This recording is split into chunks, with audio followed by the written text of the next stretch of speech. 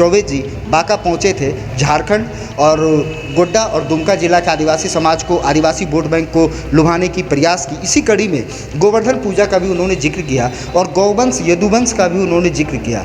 यदुवंशियों को लेकर मैं बता दूं, जैसा हम आप जानते हैं कि बिहार में जातिगत जो राजनीति है बहुत ही चरम पे है। चाहे उत्तर प्रदेश की राजनीति थी, एक दौर हुआ करता था कि जातिगत राजनीति बिहार और उत्तर प्रदेश दो सगे भाई की तरह थे। अगर राजनीति की बात हो और जाति ना आए तो फिर बिहार और उत्तर प्रदेश की राजनीति कहीं कहीं अधूरी दिखती थी। लेकिन एक तरफ से हम देख पा रहे हैं कि उत्तर प्रदेश में जिस प्रकार से जातिगत से उठ के हिंदुत्व की बयार एक बही और महाराज जी की सरकार, योगी जी की सरकार बनी, इन्हीं चीज़ों को मद्देनज़र रखते हुए अश्विनी चौबे जी ने जो बिहार में जादवों के प्रति जो उन्होंने हमदर्दी, जादवों के प्रति जो उन्होंने प्रेम दर्शाया, इससे कहना अनुचित नहीं होगा कि बीजेपी का दाव है, एक रणनीति है कि बिहार में जादव समाज को भी लुभाया जाए और जादव का एक मुफ्त जो वोट है उसे अपने पाले में किया जाए। अत्यंत आदिवासियों में जो बहुत गरीब लोग, निर्धन हैं, हम उनको जो विभिन्न प्रकार की भारत सरकार की योजनाएं, चाहे वो उज्ज्वला योजना हो या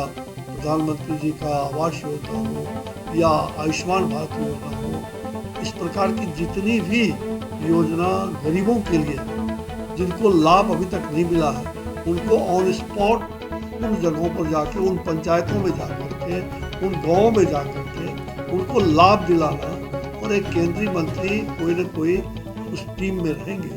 और हमारी मुख्य रूप से गोड्डा जिला के अंदर कुछ पंचायतों में है, दुमका जिला के अंदर कुछ पंचायतों में है जो पहले से चयन है। तो ऐसे लाभार्थी को, लाभुकों को लाभ दिलाना, ये उद्देश्य है। किसी गोवर्धन पूजा पर हम लोगों ने मिलने का वहाँ पर कार्यक्रम रखा। गोवर्धन पूजा में अधिकांश उस समाज के लोग गोवर्धन पूजा के लिए उत्सुक होते हैं, तो गोवर्धन पूजा के उत्सव पर उस समाज के लोगों के साथ मिलने का एक बड़ा अनुष्ठान, और हजारों की संख्या में, मुझे लगता है कि बहुत बड़ी संख्या में लोग वहाँ गोवर्धन पूजा के लिए आए थे।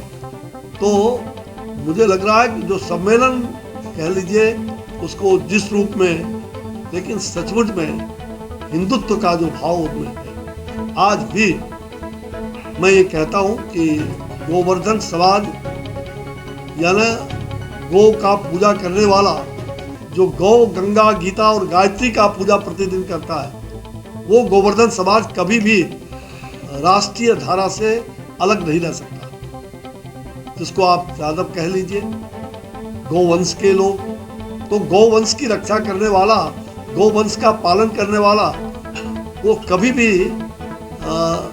देश के साथ अहितकारी नहीं हो सकता।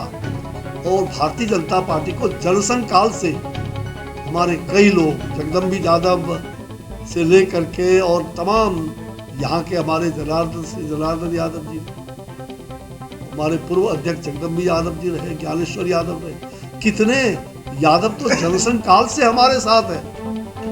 और ये कुछ छुटभैया लोग, इन्होंने यादवों को धोखा देने का काम किया।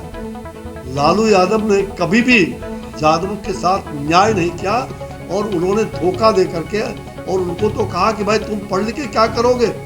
अरे सड़क बनाने के लिए यादव कहता था, सड़क बना के क्या करोगे? तुम्हें तो दूध बेच रहा है, तो और लोगों को दूध बेचता है।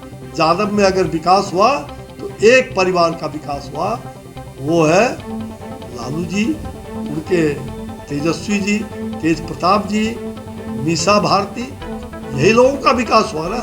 यादव में किसका विकास हुआ हमें बताइए, जो लोग सचमुच में, इसलिए यदुवंशी समाज को सोचने के लिए विवश है यदुवंशी समाज। और मुझे विश्वास है कि जो मुख्य धारा से वो जुड़े हुए हैं, सनातन धर्मावलंबी है। आज सनातन धर्म को गाली दिया जाता है, हिंदुत्व को गाली दिया जाता है। यही राजद के लोग, यही कांग्रेस के लोग, इनकी सरकार में मंत्री रामचरितमानस का अपमान होता है, रामचरितमानस के बारे में कहा जाता है, दुर्भाग्य।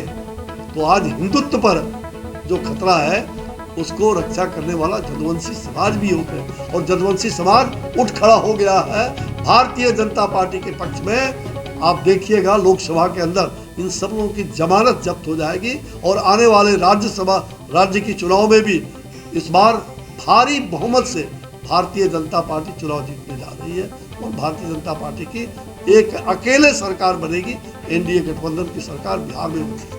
धन्यवाद। अश्विनी चौबे जी के इस स्टेटमेंट से कहीं न कहीं बीजेपी का स्टैंड क्लियर दिखता है कि बिहार में जादव जो वोट बैंक है उसे साधने में बीजेपी अपनी तरफ से कोई कसर नहीं छोड़ेगी। बहुत बहुत धन्यवाद। आप देख रहे थे ANS मीडिया, मैं चैनल हेड विकास कुमार।